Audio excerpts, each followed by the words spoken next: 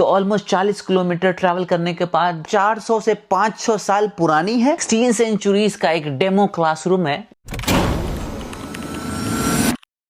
अस्सलाम वालेकुम, सत श्री अकाल, नमस्ते, welcome back to my blog. मैं हूं आपका दोस्त और होस्ट नायाब शमशी। आज मैं आपको ऐसे टूर पे लेके जाऊंगा जो मैं भी एक्सपीरियंस करना चाह रहा था बहुत दिनों से।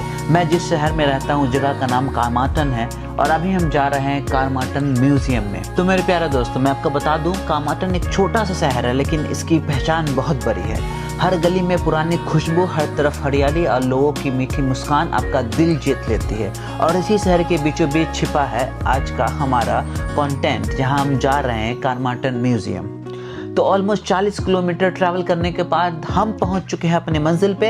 ये है वहां का कार पार्किंग। कार पार्किंग भी बहुत बड़ा है, आप कभी भी आइए, कार पार्किंग में कोई दिक्कत नहीं होने वाली है, बिल्कुल फ्री है ये कार पार्किंग। उसके बाद ये है वहां का मेन एंट्रेंस, जिसमें आपको यहाँ के म्यूजियम का नाम और लोकल लैंग्वेज में भी सेम थिंग लिखा हुआ है। और दोस्तों, मैं आपको बता दूं, यहाँ की सबसे अच्छी बात यह है कि यहाँ आपको कोई भी एंट्री फी देने की ज़रूरत नहीं है।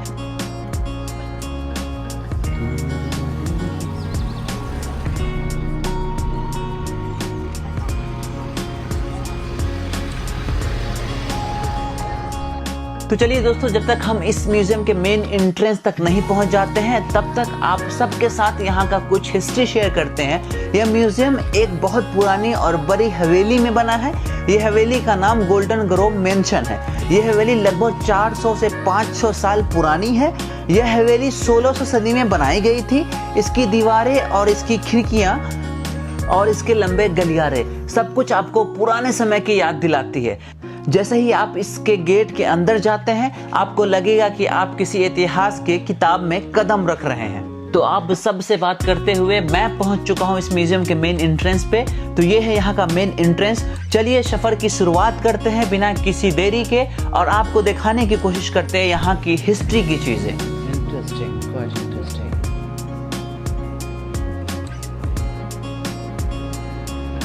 If you want to buy something from here, you can buy.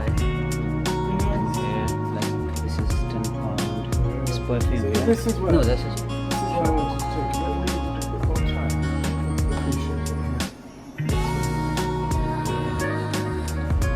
That's the reception.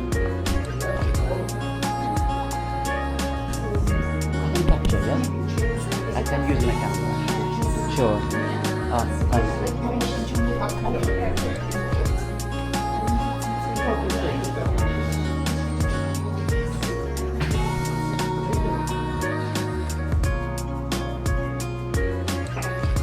Entry लेने के बाद जो पहली चीज़ मुझे दिखी वो दिखी ये सेक्शन। इस सेक्शन में आपको सिर्फ और सिर्फ जो उस ज़माने में यूज़ होती थी क्रॉकरीज लाइक प्लेट्स और मग्स और कप्स जो भी है वो उस ज़माने की है जो वो उस टाइम में 16 सेंचुरी में यूज़ होता था। और ये आप अगर बाई करना चाहें तो बाई कर सकते हैं। इसका कुछ लाइक 16 टू 25-30 पाउंड तक रेंज आता है। अगर आपको कुछ चाहिए तो आप यहाँ से ख़रीद सकते हैं।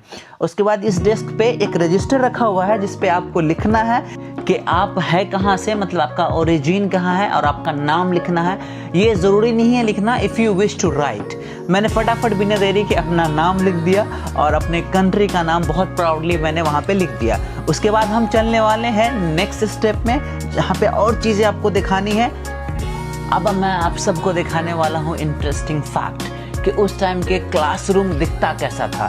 तो ये 16 सेंचुरीज का एक डेमो क्लासरूम है जो ऐसा दिखता था, जो आप बेंच देख पा रहे होंगे। और मेरे सामने जो आप देख रहे हैं यूनिफॉर्म, ये था स्टूडेंट यूनिफॉर्म, जिसमें आपको इजीली दिख रहा होगा कि कैप है, वेस्ट कोट है और यूनिफॉर्म का कुछ शर्ट है वाइट कलर का, जिसमें आपको बैग भी दिख रहा होगा बगल में। सो ये एक डमी है जो उस टाइम में यूज़ हुआ करता था। और ये जो सामने दिख रहा है ये है उस टाइम का ब्लैक बोर्ड जो उस ज़माने में यूज़ हुआ करता था। उसके बाद आपके सामने ये है इंक सेंटर, जहाँ से वो इंक भर के फिर बोर्ड पे लिखा जाता था। चलिए, ये क्लासरूम का आपको मैंने डेमो दिखा दिया। अब हम चलते हैं आगे की तरफ। आप जो मैं आपको दिखाने वाला हूँ वो है kitchen and back of kitchen. For me here. The trees and the thing from the army. I can't read what is what. This is basically what? A typical bar kitchen about 1942.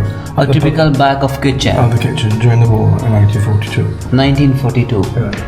Okay. Oh, here's the kitchen, really. Because there's the cook. What? Ah, that's the dishwasher. That hand sink, right? Yes. And then This would be the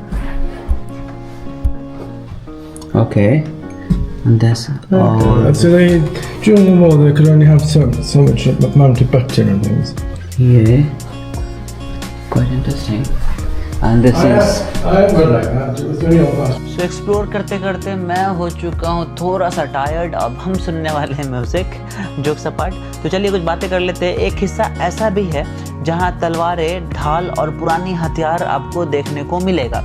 उसको देखकर ऐसा लगता है जैसे आप किसी पुराने योद्धा की दुनिया में चले आए हों।